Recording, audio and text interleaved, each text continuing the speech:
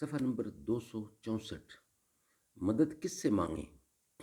مستند مجموعہ وظائف، قرآن و سنت اور اولیاء کرام کی دعاؤں کا نادر مجموعہ، دل اور دماغ کو سکون پہنچانے والی دعاؤں کا نادر مجموعہ، مستند مجموعہ وظائف، حضرت مفتی نظام الدین شامزی شہید رحمۃ اللہ۔ نحمدہ ونصلی علی رسولہ الکریم، بسم اللہ الرحمن الرحیم۔ مدد مانگیں تو کس سے مانگیں؟ خاتم الانبیاء حبیب خدا حضرت محمد رسول اللہ صلی اللہ علیہ وسلم اس وقت دنیا میں تشریف لاتے ہیں جبکہ رسولوں کی دی ہوئی تعلیم مٹ چکی ہے، ان کی راہیں بے نشان ہو چکی ہیں، دنیا توحید کو بھلا چکی ہے، جگہ جگہ مخلوق پرستی ہو رہی ہے، سورج چاند ستارے آگ پانی بت وغیرہ کی پوجا کی جا رہی ہے، خدا کا دین بدل چکا ہے، کفر کی تاریکی چھا چکی ہے، دنیا کا چپا چپا کونا کونا سرکشی اور زیادتی سے بھر گیا ہے، عدل اور انصاف بالکل مٹ چکا ہے، انسانیت بھی فنا ہو چکی ہے، جہالت اور کم فہمی کا دورہ ہے، سوائے بعض نفوس کے خدا کا نام لیوا زمین پر کوئی نہیں رہا۔ بس معلوم ہوا کہ آپ صلی اللہ علیہ وسلم کی جلالت اور عزت خدا کے پاس بہت بڑی تھی، اور آپ صلی اللہ علیہ وسلم نے جو خدائی رسالت ادا کی وہ کوئی معمولی رسالت نہیں تھی۔ میرے عزیز دوستو، تمام انبیاء علیہ السلام اسی لیے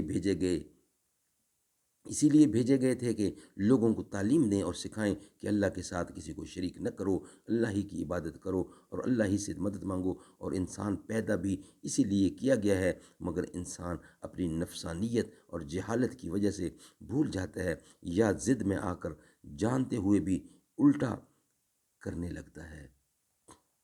اللہ تعالیٰ اپنے کلام مجید کے اندر سورۃ فاتحہ یعنی الحمدللہ میں ارشاد فرماتا ہے، ایاک نعبد و ایاک نستعین، ہم تیری ہی عبادت کرتے ہیں اور تجھ ہی سے مدد مانگتے ہیں۔ کامل اطاعت اور پورے دین کا حاصل صرف یہی دو باتیں ہیں۔ حضرت قتادہ رحمۃ اللہ فرماتے ہیں، اللہ تبارک و تعالیٰ کا حکم ہے کہ تم سب اسی کی خالص عبادت کرو اور اپنے تمام کاموں میں اسی سے مدد مانگو۔ میرے عزیز دوستو، آج وہ لوگ سوچیں اور سمجھیں جو نماز میں روزانہ 5 وقت کئی مرتبہ اللہ کے سامنے نماز پڑھتے ہیں اور اس بات کا اقرار کرتے ہیں، ایاک نعبد و ایاک نستعین، ہم خالص تیری ہی عبادت کرتے ہیں اور تجھ ہی سے مدد چاہتے ہیں۔ یہ آیت کریمہ نماز میں بار بار پڑھتے ہیں، یہ اقرار بھی کر رہے ہیں، اور جب نماز پڑھ لی تو اللہ ہی کے گھر میں اسی مسئلے پر سے جب اٹھتے ہیں تو اللہ کو چھوڑ کر دوسروں کو حاضر و ناظر اور نفع و نقصان میں مددگار سمجھ کر اسی وقت ان کے نام کا نعرہ لگا کر اٹھتے ہیں۔ میرے عزیز دوستو، آپ ہی انصاف کریں، کوئی حد بھی ہے اس جہالت کی؟ میرے عزیز دوستو، مدد صرف اللہ ہی کی ہوتی ہے، اور اگر اللہ تعالیٰ ہماری مدد نہ کرے تو دنیا میں کوئی بھی ہماری مدد نہیں کر سکتا۔ اب آئیے آپ کو وہ حدیثیں اور آیتیں سناؤں جن کو پڑھنے اور سننے سے ایمان تازہ ہو جاتا ہے اور توحید میں پکا بن جاتا ہے۔ کیسی کیسی مشکلوں میں اللہ تعالیٰ نے مدد کی، اور ایسی ایسی سخت مصیبتوں میں بھی خدا کے بندوں نے توحید کو ہاتھ سے نہ جانے دیا اور ہم کو سبق دے گئے ہیں، ہمارے ہی لیے نہیں بلکہ سارے جہان کے لیے نمونہ بن گئے۔ جو عقل مند تھے، ایمان والے تھے، سمجھ والے تھے، انہوں نے بزرگان دین کے عمل کو ہاتھ میں لے لیا اور عمل کر کے بتا دیا، باقی تو اپنی اپنی ضد اور نفسیات ہی پر اڑے ہوئے ہیں۔ قرآن کریم کے